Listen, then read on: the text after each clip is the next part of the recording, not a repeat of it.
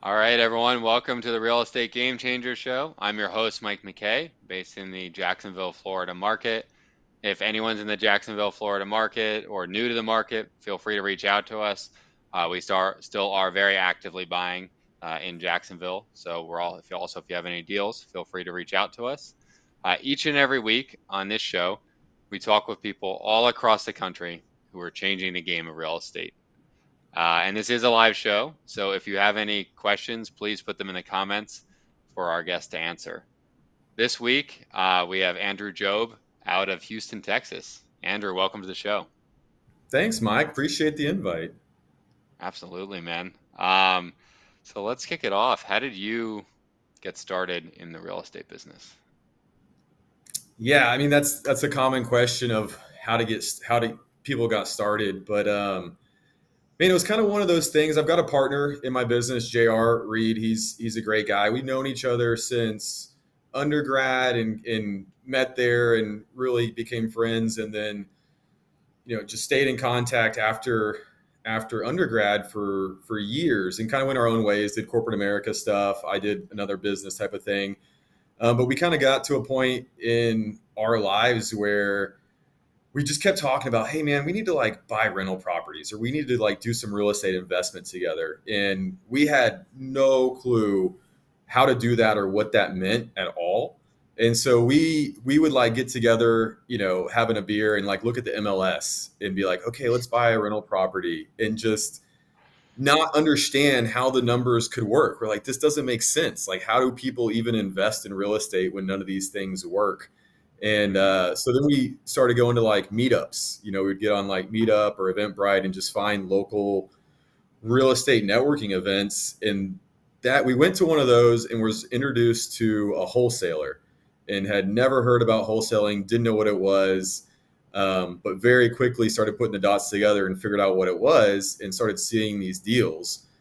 And he and I were like, man, if these guys that are pitching us deals can do this, we can find our own deals. I guarantee it.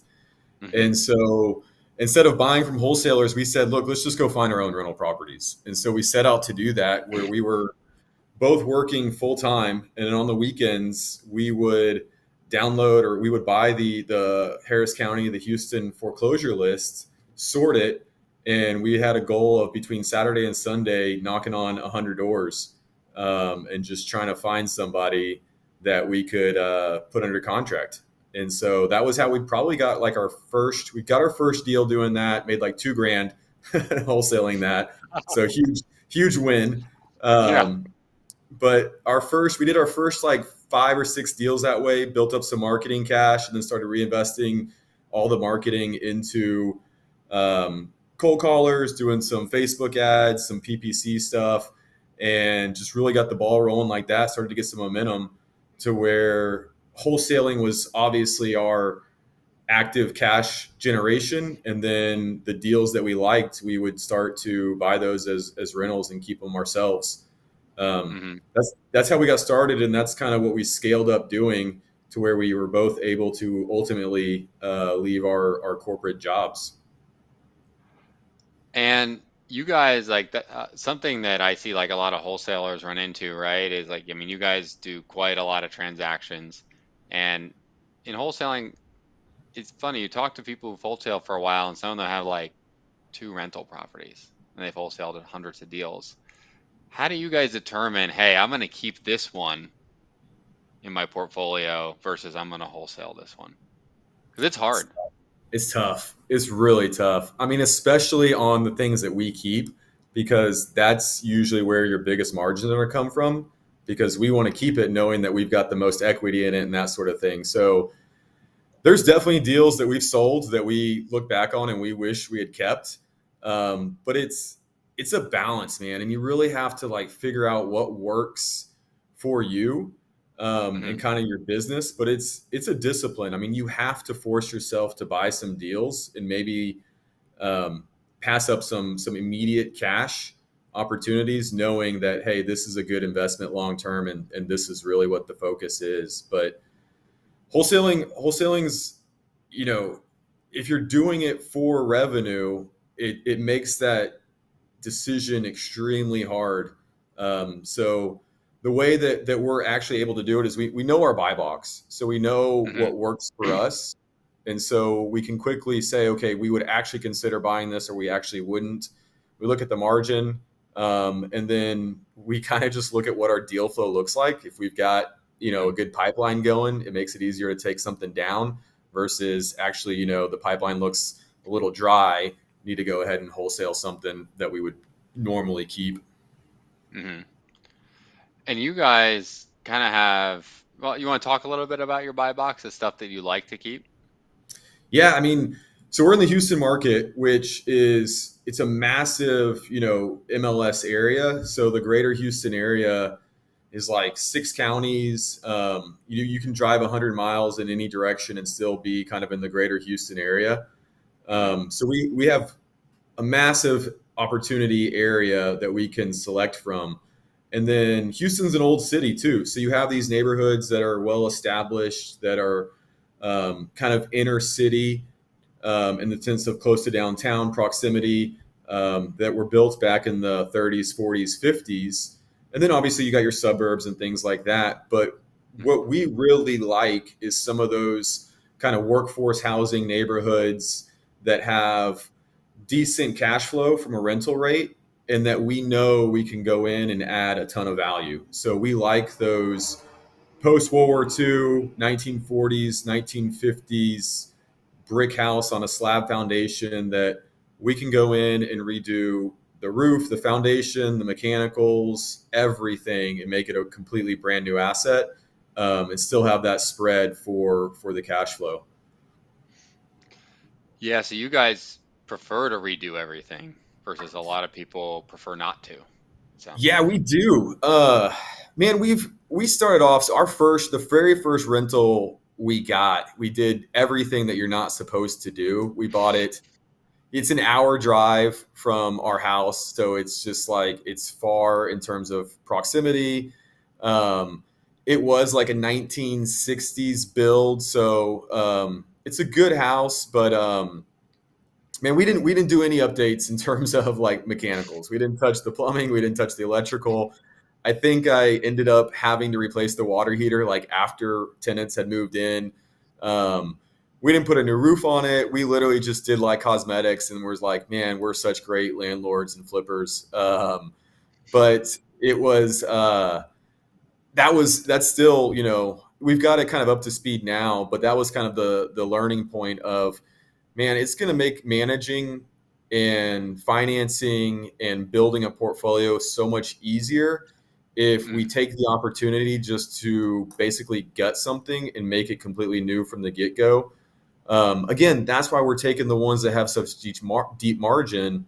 That way, we mm, have the runway to do that, and also because in a management perspective, and when we put it kind of in our property management side, you don't deal with nearly as many service calls. mm-hmm, So if it's got new plumbing, if it's got a new roof, if it's got new HVAC, really we just set everything up for preventative maintenance that we're doing, mm-hmm. and we minimize our maintenance expense, our capex expense, and just our overhead in terms of what size team we need to manage the amount of units that we have. So you guys are managing internally versus using an external property manager? We self-manage everything. Yeah. So I mean, we started our Mm, own property management company, and so from an entity structure, that's a completely another company that we own, but we pay that company, we outsource to ourselves to do all of our own in-house property management. what made you make that decision versus going to a third party? I've never used a third party, so Okay. it's tough to say. I don't really have a story of we were using this property manager and they just weren't doing a good job. The reason we kind of two parts. The reason we set up a new company and did our own property management company was mostly from a tax perspective and to have another cost center to where those assets can generate revenue for a property management company, and then we know that all that is being managed in-house and kind of to our systems, our processes, the way we want. Mm-hmm. The other reason is I'm not saying there's bad property managers. I mean, there are bad property managers, obviously, but there also are good ones. So I'm not saying a property Hmm. manager is not somebody to use, but for us in our investment decisions, kind of the way we looked at it was, okay, we've just bought this house. We've just basically made it brand new. It's a 30-year asset. And Hmm. so it shouldn't have that much issues to manage. So we just made Hmm. it really easy for the property manager. And also, nobody is going to care about that asset more than yourself. And Sure. so we didn't feel comfortable outsourcing the responsibility of managing and maintaining our future wealth to some third Hmm. party company is kind of how we arrived at a decision just to do it internally. Sure. And so you do it internally for yourselves. Do you take on clients as well We do for that not. business? No, Not. no. Okay. Yeah, we Cool. won't manage anybody else's property. And you guys have about, I think you said about 30 single family Yeah, we've got rentals? 30 single family homes in the Houston area.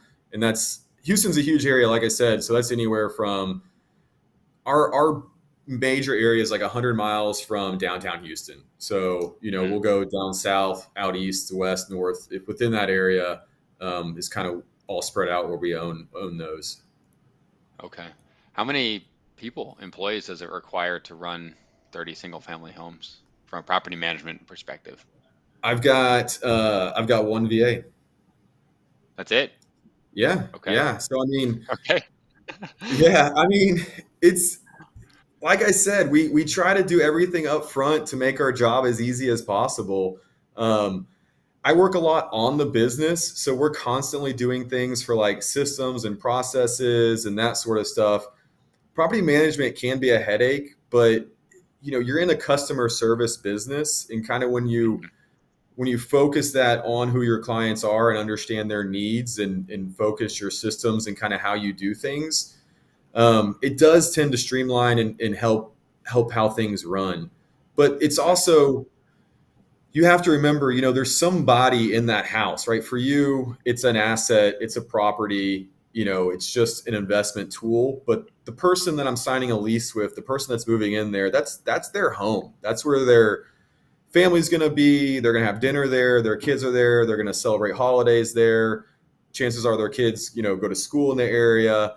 So you've got to take that perspective when managing it with them, and it's a relationship. And so when you hold up your end of the agreement, they hold up their end of the agreement, and you've got good communication and all the expectations are set up front, and you're vocal about that, and everybody knows what each person's roles are in the landlord tenant relationship, if you will, then Mhm. you kind of eliminate those things on the front end versus having issues and not knowing or being prepared on how to deal with different circumstances. Sure. If you have a VA who's running it mostly, how are you guys handling leasing these properties? So we do all of our own leasing as well. We'll list Okay. it on the MLS. Again, so we use a lot of tools. We've Okay. got Buildium as a property management software. We use Tenant Turner as kind of a showings coordinator, gets us access to the properties, that sort of stuff. What is And tenant turner? I've never heard of Ten- that. What's yeah, Tenant Turner is just a third party software. uh, Um, it's nice because for Buildium users, it's actually an add-on tool for that, so you can just integrate directly to it. But you can also get it outside of that and just have it on its own. But it's fully integrated in terms of you do your listing through Tenant Turner, and they'll blast it and manage it across all the normal listing platforms. So it'll be published to like Zillow, Hotpads, Apartments.com, kind of all those different things. And then mhm. all the inquiries are flowed to that central place. So you're not logging in using all these other platforms to communicate with applicants and schedule stuff. It's all integrated through that. So that helps us pre-qualify, find out who's a good candidate, and schedule showings. And so you can also they offer lockbox services and that sort of thing. So you can also do um, uh, self tours, and everyone gets their own private code and that sort of thing, so you can control access and whatnot. So it Yeah. does streamline things on the leasing side. So are you guys doing a lot of those self-showing tools? Is that how you people show the property themselves? We do a lot of showings are agent representation. So a lot of agents will bring us applicants. For us to feel comfortable of doing a showing, we need to have like a submitted application. We don't charge a fee at that point in time for the application process, but we Hmm. need to know that you're at least pre-qualified, you're a good fit for the property, and we need to have like your driver's license. So Sure. we know, yeah, we know who's accessing the property when they access it, and not to say that something couldn't happen or whatnot, but so far it hasn't been an issue for us. And it's just one of those things that you can't control for everything, but you do the best you can. Yeah. Gotcha. And let's talk about construction because those are big rehabs to totally got all those properties. How are you guys handling construction? Uh, it's you work with. I mean, you build up good relationships. Again, I mean, I think everything in real estate is relationship based, no matter what side you're on. Hmm. If you're transaction focused, if you're construction focused, whatever you're doing, it's going to be relationship based. And so a lot of that is our trades. We have good relationships and we have consistent work, Hmm. and they know what we expect. And so it kind of, again, reduces that management aspect for us where my electricians, my plumbers, everybody kind of knows what needs to happen in a property and when they need to get it done. And then in Hmm. terms of cosmetics, I mean, we just use the same blueprint across all of our units. So I mean, it's the same floors, it's the same paint, it's the same fixtures, it's all the same finishes. So there's no decisions to be made. There's nothing out of the ordinary to when I say to the team, "Hey, we've got a new property, everybody go." I can just walk through it a couple of times with them, and then everybody kind of knows what the expectations already are. Hmm. We don't have any in-house construction, right? So I mean, we're using trades and hiring out, but again, we do IGC all of our own projects and all of our own properties. Um, the only difficult part is we get in these valleys, in kind of these troughs in terms of acquisitions for our portfolio, Hmm.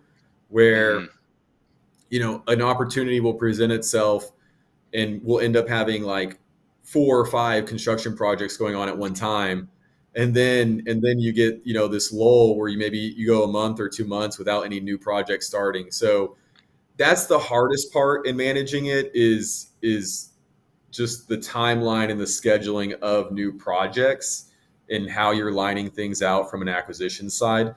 But that's the side of the world you don't get to determine. When you're buying the Yeah. property, you hop on the opportunity when it's there. Hmm. So are you guys are subbing everything out on yourself? So, but you literally are redoing almost everything with each property. So do you just have kind of like a Gantt chart, and you're like, here's the timeline, and you fill everyone in on that, and it's the same one every time, or what's the approach? Literally, yeah. I mean, we close on a property, and I mean, we've got flow charts, and the team knows exactly what needs to happen. So I mean, you close on a property, it's first thing first is just all your utilities are on, ready to go. I walk the property. I send the landscapers. They basically cut everything back, tear down trees if we need to, get all the brush off the house and that sort of stuff, just to like keep good curb appeal. Yep. Um, we don't ever leave any debris at the property. So if they're cleaning up the landscape, I'm not leaving that on the curb. I don't want to upset neighbors. I'm not trying to attract attention, so we haul everything off Hmm. right away. And I'm walking the property with my demo guy right away, clean out. A lot of these properties you buy, and they're inherited properties, and they're just filled to the gills with old furniture or just whatnot. So Yeah. you got to get it completely emptied out, and then our demo crew goes in, and then right after that, um, I mean, the mechanicals, once the house is opened up in your demo, it's a free for all. I mean, you've got the plumber going straight through, you got the electrician straight going straight through, you've got the roof going on. Um, your foundation. I mean, right after the demo, if there is foundation work, that's going to be the next thing before the trades kind of come in. And then once everything's roughed in, it's just putting it all back together with your sheetrock crews and your finish crews. Um, so it goes pretty quick once you open it up and kind of once you see what you have. There's always things that pop up that on these older houses that maybe the sewer line was replaced, maybe it's not. So if it's got a concrete sewer line or a cast iron sewer line, you're going to go ahead and replace that. If you're lucky, someone had replaced it along the way and you're good to go on that. But typically, outside of like major termite damage or anything like that, those are kind of the only elements of surprise. We're going to have to go back in and maybe change your scope of work a little bit where you have to do some reframing. Hmm. Um, Sure. but outside of just your normal stuff, it flows very, very quickly. You've got everybody lined up, and then you can have all your trades in and out within a matter of a week or two if you line it up correctly. Your finish guy and your interior guy is going to take the longest, and the punch list at the end when you're looking at paint and fixtures and everything like that. That's the main thing that takes a lot more time than you would kind of expect it to, is the actual end of the project when you're Hmm. wrapping everything up. So um, that we can get in and out of a house, a typical 3 bedroom, 2 bathroom house. We can finish construction within 45 days or so. Wow. It's pretty quick for full remodel. Yeah, You guys using any tools on the construction management side? Excel is my best friend.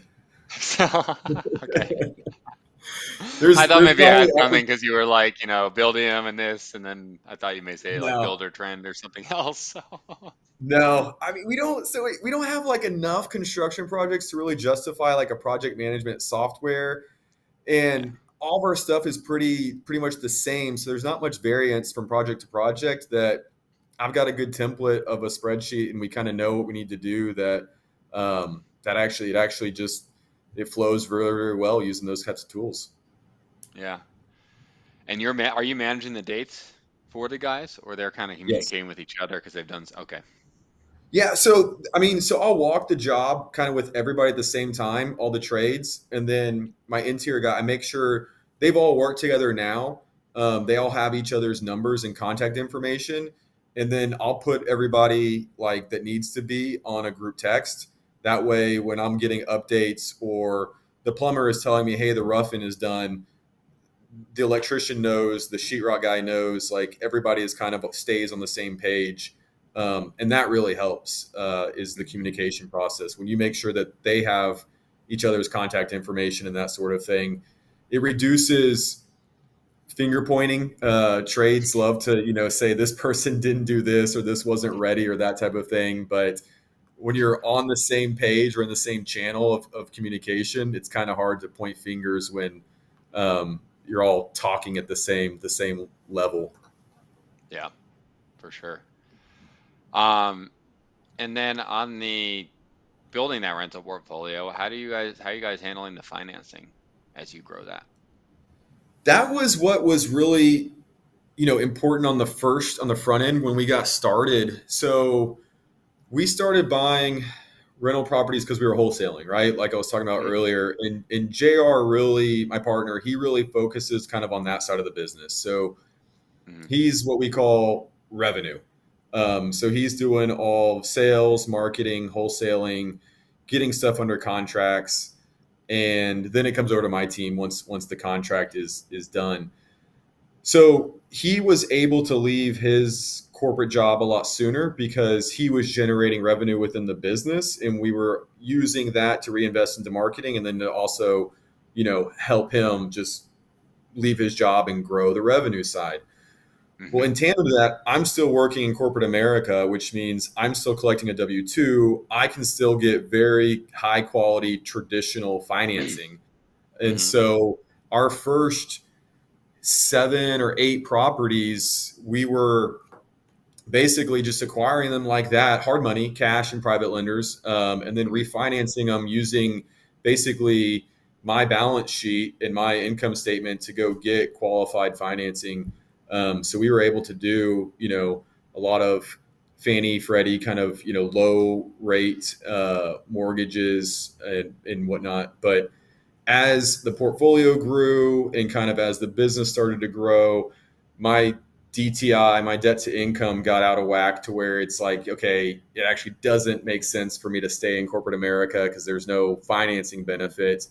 And then we were actually robbing the business by not having, full commitment and attention on that side. So it just got to a point to where it wasn't advantageous for me to stay working when we didn't have that financing ability anymore.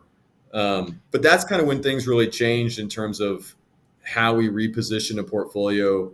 After that is because we had to do a lot of DCR, commercial financing on things after Hmm. that. And then now we're in this interest rate environment where things are really, really high that even now, instead of us going off and refinancing a single family home like one at a time, we're Hmm. now just batch things. So I'm taking 3 or 5 properties at a time to leverage all of that cash flow, all of that equity across those assets to try to just get a loan as a single placement across 3 to 5 single family homes. Got it. Okay. And that's a recent shift you guys made since rates increased. Yeah, and you know, for your listeners and for people who are watching this, there's a lot of stuff going on, obviously, like with banks and things right now. I mean, you hear all this stuff and the Fed and interest rates and whatnot.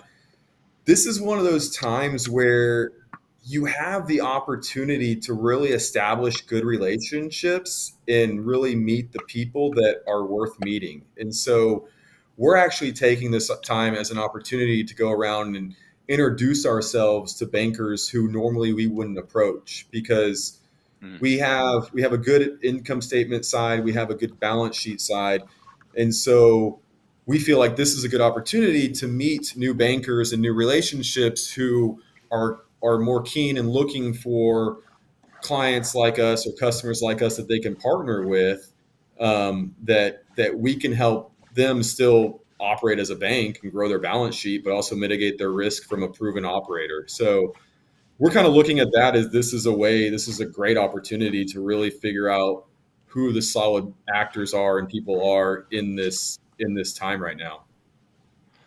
And are those mostly kind of local, smaller banks, or are you talking kind of some of these larger national DSCR lenders?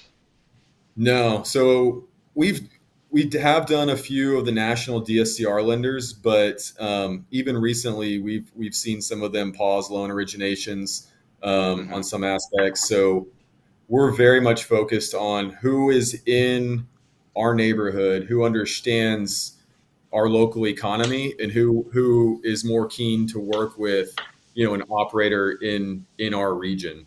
And so we're Hmm. trying to we do have good relationships with regional banks right now, but we want to grow that, and we want to find. I think credit unions are going to be a great opportunity to where relationships with credit unions are to become more valuable. That they may take an opportunity now to kind of step more into the space where perhaps a commercial bank was operating at Hmm. that local loan level, but now a credit union may feel a little bit more comfortable taking on some kind of book of business in that aspect. And how are you finding these people that these local banks or credit unions that you're approaching? My VA team. So we just again an Excel spreadsheet. I said, hey, find send a couple links, and I say find every single local bank in the region. So I've got a list of I don't know 50 banks, 60 banks on there, and I'm just cold calling them and just saying, hey, I need an introduction. I want to talk to your loan origination side. Do you guys work in this space? Is it worth us having a meeting? And just having a conversation, just taking the time to call them up and just ask about their business. A lot Hmm. of again, I go back to in real estate, everything is relationship based, Yeah. especially on the capital and the financing side, right? I mean, investors forget that we need capital, we need money to operate our businesses, but banks need to make loans to grow their business. And so they need you the same as you need them.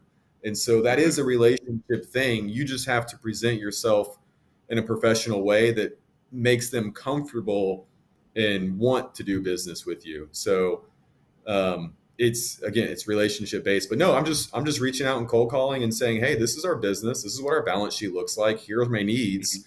You know, are you guys a good fit for kind of this product? Sure. And what are you seeing in terms of the terms? Like what different terms are these kind of smaller local institutions offering versus like your national DSCR lenders? The real benefit is having somebody that is local and that you have a relationship, obviously. But in terms of the actual terms of the underwriting, you're getting, you're getting what rates are. You're Hmm. we still can see some stuff probably in like the mid sixes, sevens. So that's better than kind of what you hear out there. It's still high, obviously, compared to where we were, but if it works, it works. Interest rates are just a product of investing. You don't stop doing investing just because an interest rate does X, Y, or Z. Like you just change how you're positioning that portfolio or that asset. You just deal with the cost that comes with the interest. But the real benefit and kind of what we see on those relationships with the local ones is you're not dealing with nearly as much fees and origination and that type of stuff. Again, their goal is to grow their asset base and their balance sheet. So they're going to hold the paper, they're going to service the loan. So their Hmm. business model isn't set up like some of these national DSCR lenders where they're just trying to push paper across and get fee based revenue. The local banks are holding the paper, Yeah. so you get a little bit more. You get a little bit more of a discount on the front end in terms of the actual transaction closing, and then um, for me, it's just great. I mean, God forbid, you ever need to like call them up and say, "Hey, things aren't looking the way we thought." You've got someone you can call and say, "Hey, here's what I'm facing. Here's what the issues are. What can we do to restructure something or work something?" It just makes it easier to have that kind of relationship should you ever need to like ask for favors or ask for a restructure. Yeah. And for people who don't know kind of um, what you said before, like kind of the larger local lenders, sorry, larger national lenders are kind of fee based and then maybe reselling those loans, and then the local guys are holding the paper. Can you explain like what the difference between those two things are and how they make revenue? Yeah, yeah, of course. So I mean, your big national lenders, your DSCR lenders, again, they're originating, so they want to qualify the mortgage, they want to get the transaction done because they're going to get 2, 3, 4 points of origination and some fees and all that sort of stuff. But their business model is based on, or a lot of them I should say, their business model is based on that being their revenue, and so they need volume and they want to push more loans through so they can get that fee structure. But on the back end, they're just taking that note that's originated and selling it, packaging it into, a collateralized asset, things that funds or banks are investing in and buying, and it just becomes kind of one more item in a investment vehicle that's getting sold off to Wall Street or some kind of fund or bond portfolio or something like that, similar to that. Hmm. Whereas they're not keeping it on their balance sheet, they're not having that relationship. But the local bank, they're issuing that loan because they do want that asset on their balance sheet, and so they do want to make that lending available because they want to grow a balance sheet. Again, a bank is a business; they need to make money, and so that's how they do it. Is instead of making it on the fees and originating the loan, they want to hold the paper. They want to hold that loan in their portfolio, in their balance sheet, and actually get that monthly payment, that interest revenue for their business so that they can make money and then recycle that capital. Hmm. So again, your interests are aligned in the sense that you need the money to refinance a project, and they need the revenue for their income statement and they want the asset for their balance sheet. Yeah. And have you found that the local banks are just more open to when you package multiple properties together? Is that why you started doing that, or was there a different reason why you started doing that?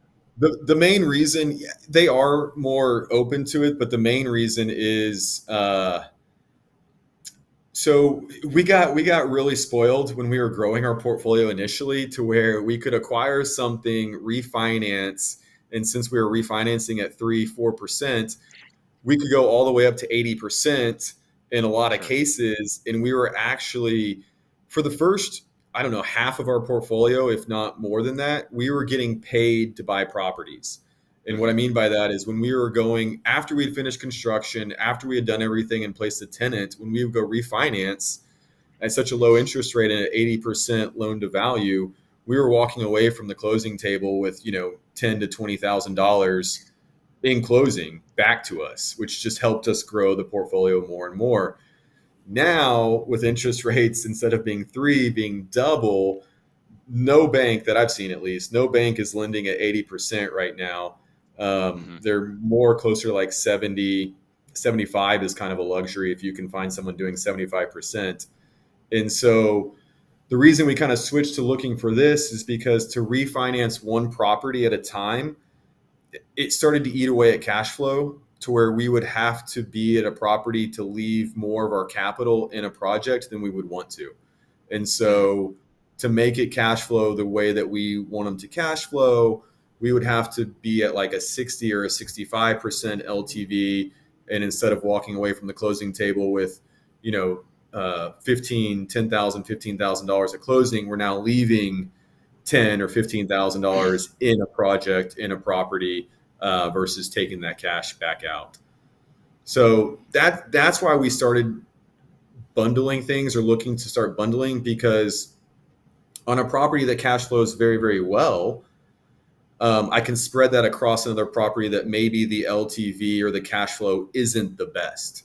And Hmm. so instead of having one property that I need to be at 60% LTV to make the financing work, I can bundle that with two other properties that can be at 70, and you can kind of share some of that equity so that as a whole, all three Hmm. of those assets, you can kind of be in them around like 65% LTV, and it protects the cash flow across each asset itself. Got it. And when you do those packages, are you pre-negotiating if you do sell a single one, what happens in terms of the loan?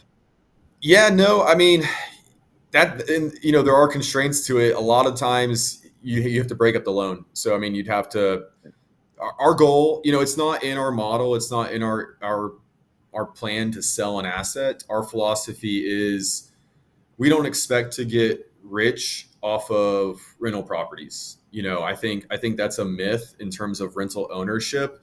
People talk about, oh, if I can own 5 properties or 10 properties, great, I can quit my job. I assure you that's not the case. Um, so it's never really our intent to sell them anyways. We look at a rental property as a savings account. We just went and opened a savings account. We made an initial deposit, which is the equity that we have in the property, and then in 10, 15 years, let's go open that savings account. Let's see how much it's grown. Let's determine what the best plan is to either reposition, refinance to get some of that debt and take that debt off the table for ourselves, or take some of that equity off the table for ourselves, um, and look at it that way. So if you did need to sell one, yeah, you'd have to break up the package and refinance the other ones and that type of thing. But you kind of go into it saying, here's what my long term goals are. Does Hmm. that, does, in a worst case scenario, that would be bad, but we're engineering this and setting it up so that that isn't the plan or the goal or anything that you would have to be faced with unless, break glass in case of emergency type of thing. Sure. Gotcha. Um, well, let's talk a little bit about the wholesaling side of your business. I mean, you guys do a Yeah. lot of transactions. You're more on, like you said, once JR's side gets the contract, things go over to you. And I've heard from some people in your market that you guys are very good at dispositions. So do you want to talk a little bit about that? I'll take the compliment. I Yeah. appreciate that. Yeah, we've got, I mean, again, our team, so they're on sales and revenue generation. They get a contract, it gets handed over to, we call it, it's revenue fulfillment. So they generate Hmm. revenue, we have to fulfill revenue. All of our Hmm. goals are equally aligned. And so the first two questions we ask ourselves are how or what margin can we maximize out of this contract? And then how do we unlock that margin? And Mm. so that's our dispo guy is he's, again, I'm going to go back to relationships. He is extremely plugged in with the investor community. Um, he quickly knows if we have a contract in a certain region, okay, who are my top 5 buyers in that neighborhood? Or Mm. if the house is, has X, Y, and Z characteristics, he quickly knows the top 3 or 5 people to call to try to pre-sell something. And then we have in-house an amazing people often refer to the role as like TC, transaction coordination, but ours is that function, but that's not at all what they do. They do coordinate the transaction, but she is former title company out of Florida, and so she operates more like a paralegal or an Hmm. attorney in our office, to where her knowledge on curing title is immense. And Hmm. so we really feel like that's a competitive advantage for us, in the sense that we will work with the title company, we will work with the fee attorneys on getting everything lined out in terms of what needs to happen, but Hmm. we execute in terms of finding the errors, in an airship issue, drafting all those documents, getting all the agreements in place. And so that's kind of the reputation that we want for ourselves, is we can do curative title, we can do difficult title work and Mm. deliver a marketable, insurable title. And so that helps on the dispo side too, to where when the contract gets turned over to us, first of all, like I said, we're going to see, is the juice worth the, or is it worth the squeeze? And then what do we have to do to unlock that margin? And once we Mm. know the path to clear title, we know all the characters and the people are going to play ball, we can get all the documents lined up, that's when we go live with a property. So we don't Hmm. market anything or send anything out unless we know, hey, we can close on this transaction with clear title in the next 2 weeks, 30 days. And Mm. so that helps in terms of dispoing, in terms of we have volume, we have deals to send out.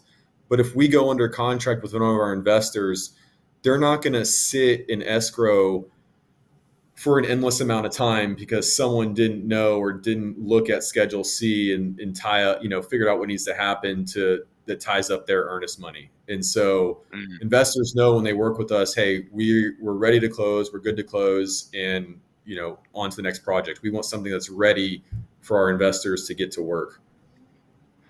Interesting. That's a really interesting strategy. So you guys clear title before it even goes out to your list. Wow. It does, Okay. yeah, yeah. So I Yeah. mean, we have some contracts and stuff where we've got properties that we have under contract for over a year. Just Yeah. because we're working through that, and we're not going to tie up an investor or one of our clients in escrow for a year, but we're going to work on it behind the scenes. And those are usually the best margins because there's so much work involved that nobody else could Hmm. figure it out, or nobody wanted to put the legwork in to getting it resolved. And sellers come to us saying, nobody else could figure this out. Whatever, we look at it and we're like, okay, well, here's what has to happen. So here's the price that we need it at. And we Mm. know that we can deliver on clearing title, which helps us, on the acquisition side, get things at the discount that we need them at. Yeah, absolutely. If everyone else has failed to get it done, suddenly your price is less sticker shock to them because no one else can even perform. Yeah. What else do you guys do to unlock margin when you're dispositioning deals? The curative title is a big component. I mean, that's really, obviously you've got to have marketable title to even make the deal work. Hmm. But again, on the dispo side, our dispo manager, Tyler is his name. He's he knows everybody. He's at the networking events. We help other people dispo as well. So Mm, wholesalers that are getting started or getting involved, um, you're focused on chasing the deal. You're focused on getting a contract, as you should be. Um, and so a new wholesaler gets the contract, and then perhaps they don't know exactly what to do with it or the next steps, or they stop marketing for new contracts because now they devote all their time to dispoing it or clearing title. And so that's really kind of something else that we do is within the community and the events that we run. We tell wholesalers, you focus on what you do best. Go get contracts, go get deals under it, under contract, and then let us look at it. Let us help you use our network, that instead of you trying to build a buyer's list to go find your buyer and maybe you just trying to get a 5K 10K spread, let us use our network to where we can get you that bigger contract, a 20 or 30K spread. And so it comes down to knowing the right buyers and knowing who is looking for what. Like I said, mhm, as soon as we get a property and what neighborhood it's in, our dispo manager knows, okay, this is a good property for so and so. And he'll mhm, he'll send it to them being like, "Hey, I know you buy in this area. This is the price. Does it work for you?" And rarely do they negotiate with us because we know what works for their business, they know what works for our business, and they're happy. mm. So is he like, I mean, Houston's a huge area. Is he maintaining some kind of database or CRM with all this kind of stuff of like who likes what area, or how are you guys like figuring this out on such a quick?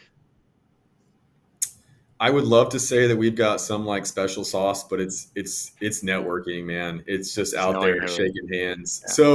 So for that position, for him and that team, I mean, that's one of his metrics and one of his KPIs is how many new buyers are you talking to on a weekly basis? How many realtors are you talking to on a new basis? How many wholesalers are you talking to on a weekly basis? How many Mm, networking events are you attending? And that type of thing. So we know that, hey, if you're talking to this many buyers or this many realtors, if you're going to this many networking events, we will meet the people that we need to meet to sell to. We do have a CRM. We use Podio and whatnot to kind of database all that stuff. We've got MailChimp to send out blasts and tools. We do use Investor Lift, so Investor Lift is helpful. Um, Investor Lift is kind of it's a good tool, but it's just basically a very expensive phone book. You can see who's transacting and who's doing deals, and you can call them. Um, but just because you're calling them doesn't mean they're going to be your buyer. They still have to want to do business with you, and you still have to have that relationship. Um, mm-hmm. so it's really not any like special sauce or anything. It's just going through the motions, doing the things that we do well, and meeting and talking to the right people when we need to. Yeah. And it sounds like you guys are more focused on kind of the your guy building in-person relationships and that versus kind of the pull the people who bought cash in the last 6 months and send a massive text blast. Is that Yeah, we accurate? actually don't do anything like that. Okay. We'll do that in an instance where if we've got some rural land or maybe something that's a one off for us that isn't necessarily something that we are typically dispoing, kind of something outside of the norm, or if it's maybe a little bit outside of our region. So, because Houston is so big, we do get people that we talk to that are like, no, I don't have anything in Houston, but I just inherited a house in San Antonio or Dallas or something like that. And so, in those instances where we don't have a well established network, we will pull cash buyers and try to connect that way, or we'll just JV work with another wholesale shop in that area that does have those relationships and that we know can deliver the same way that we would. Hmm. And on the seller marketing side, does that fall under you or does that fall under JR? That's all on their side, yeah. That's all on On their the side. acquisition side, correct. That dividing line is once the contract gets inked and it goes to Once you. it's got yeah, once it's got ink on it, that's when we take over. Got it. Um, are you guys have you guys changed, or I guess what have you changed on the wholesale side since the market has shifted quite a bit in call it the last 6 or 8 months? Man, we've changed a little bit in terms of we were talking off air a little bit. I mean, we used to sell a bigger chunk than what we do now to hedge funds. Hedge funds were a Hmm. lot more active, and there was a period of time there when they were paying kind of the premium prices. Um, they've sidelined a little bit. I imagine. I actually think that they're going to get very active in the next 90 days or so. Hmm. Um, but so outside of those, we just now focus and deal mainly with kind of your mom and pop, your flipper who does multiple projects a year. This isn't like a side hustle for him, it's his business. But he knows where he needs to be, and so we've really more adjusted on making sure that we have a contract that works for them in the changing market. And what that means is more on the acquisition side when we're running comps and that sort of stuff. We're extremely conservative. I mean, we're not using 6 month, 9 month, 12 months, comparables. We'll go 3 months tops. We really like pending stuff just because we know that that may not be the exact price. But even if we discount that, 5-10%, it still gives us kind of a good target.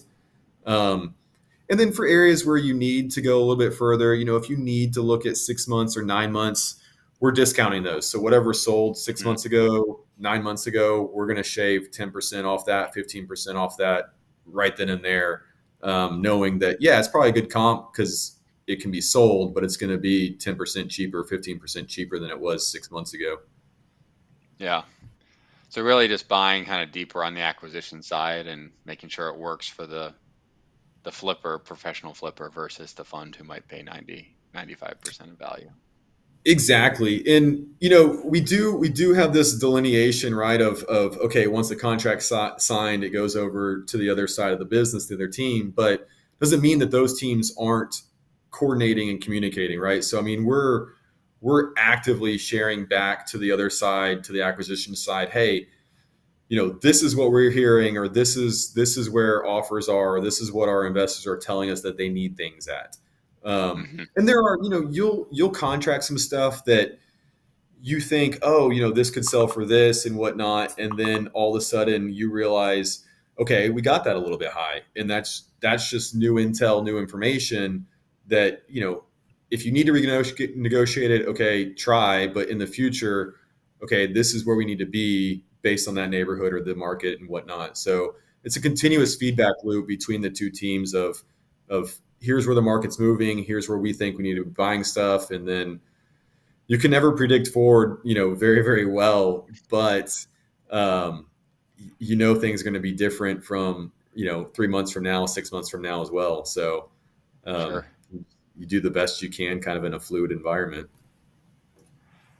Um, and are you guys doing on the acquisition side? I know it's not your side. I'm just curious. Are you guys doing mostly phone appointments or are you going out to these properties?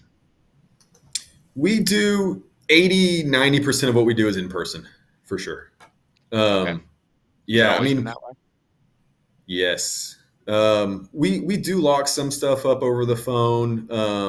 We do virtual appointments, quote unquote, with like just to pre-qualify and that sort of stuff. And we do DocuSign just remote or whatnot, but we get better deals and we get deeper spreads when we're at the property face to face with the seller. Yeah. And so it's worth the drive for us. Yeah. Are a lot of people in Houston the opposite? Like trying to close on the phone, or what does the market competition look like? Houston is extremely saturated. So, I mean, I think there's like 3,500 on average, about 3,500 off market transactions every month. So Well, that's a lot. And yeah. if you're doing 30 deals a month, you're barely touching 1% of the market. So it's very big. There's a lot of room for a lot of people to play in. Um, so it's a mix. I mean, of the people that we kind of know and that we're friendly with, most people are doing what they can to get in person. Hmm. It's kind of the investors that are virtual or based out of Dallas or based out of somewhere else in Texas that are trying to be active in Houston that are locking stuff up over the phone. But if your bread and butter is in Houston, if you're based out of Houston, your chances are you're going on the appointments. You should be Yeah. if you're not. Yeah. We recently switched back to in person. We noticed a big impact by doing that. We saw you could probably get more contracts and more deals, do more volume over the phone and virtual. Hmm. Um, but kind of the way that things are changing and whatnot, for us, it's less now of a volume game. We still want volume or whatever, but we would rather focus on getting a deal deeper and having a better margin than doing more transactions and making sure we have more larger successes versus more volume at smaller margin. Yeah. And you guys kind of onto that, you obviously run the operations as well. I mean, you've scaled this business. I forget how many transactions you guys did last year, but it was significant. What has allowed you to scale from the operation of you guys just picking up some rentals and, working W-2 job to where you are today? It's team. It's your team, 100%. I mean, wholesaling is the whole game of real estate. I mean, we laugh about this. It's what is the saying? It's a simple business. It's just not easy to do to execute. Anybody can get in. The barrier to entry is low. I think it's a great way for people to get started in real estate. Anybody that's even thinking about like, hey man, have at it. Like you should do wholesaling. Um, the difference is, how you run that. You have to be disciplined in terms of reinvestment, and so you do see a lot of people that it's a hustle kind of culture, or you can have a hustle mindset in it, and that's important. Like you need to hustle to get the deal. Um, but you've got to evolve past that with any kind of momentum that you develop, because if you stay in that hustle mindset, you're going to burn out, and you're not Hmm. going to be able to leverage that success. And so what we did was made sure that we were reinvesting as much as we could up front back into marketing. And Hmm. so that's where we spent the majority of to keep our lead generation up to the point where we knew we were passing on or missing opportunities just because we didn't have the manpower to get to those leads. And Hmm. so once we had a good base of, okay, we're comfortable with our marketing spend, but we're missing opportunities, then we felt comfortable bringing on people and growing the team that way, that everything would continue to cash flow and operate. Um, but it comes to your team. It comes to having trust in your team. It comes to having faith in your team. It comes to building the right culture of the people you bring on, pouring into the people. Again, to scale something and to run a business, you have to change from hustle to operations and running a business. And Hmm. that's where me and JR work so well together, is that he is a sales guy. He knows sales, he can teach sales, he can execute sales. But generally, and this is not a knock, anybody that's great at sales, generally, when you have those attributes and you're good at that, your skill set is not details and systems and processes and that type of thing. So that's also where the opportunity for us to grow came from, is he was building a great sales organization and a great sales team, whereas I was building a great company with systems and processes that could Hmm. deliver and execute on what we set out to do. Yeah. And you mentioned people a lot, like your team, like you said it a few times. Like, can you talk about your recruiting process a little bit and how you hire these great people? Yeah, it's a grind. To hiring and recruiting is a full-time job. It is. But so we have a VA, and they do our recruiting. So we're posting to like LinkedIn and social media and putting stuff out there. And then she's setting up interviews. She's pre-qualifying based on what we're looking for and setting up meetings. And then she's just booking meetings directly on JR's calendar. He does most of the recruiting and kind of the culture and the visionary team building type of things. Hmm. Um, But so she's just setting meetings and just quick Zoom interviews, and he'll instantly know good fit, not a good fit, great skill set. I can develop this skill set. Kind of what are the next steps? And so that's very, very helpful. Again, it's lead generation. If you're Mm-hmm. recruiting, you need applicants. And so that's how we do the VAs, is help us just get lead generation so that we have, at bats with applicants. And so we'll Mm-hmm. do an initial pre-screening interview with the VA. They'll schedule a 15-minute Zoom call with JR. If they go next, then they'll actually come into the office and kind of do a more formal interview.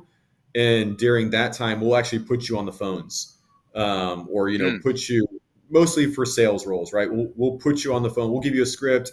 Say, hey, you got 15 minutes, 20 minutes to read over this script. We're going to put you on the phone, live in our system, live with our leads, and you're just going to cold call, and we're just going to see how you do under pressure, how you talk to sellers. We don't need you to be closing deals right away, but we just want to see kind of the natural flow of how you operate. Um, Yeah. so they'll generally do that once, maybe twice.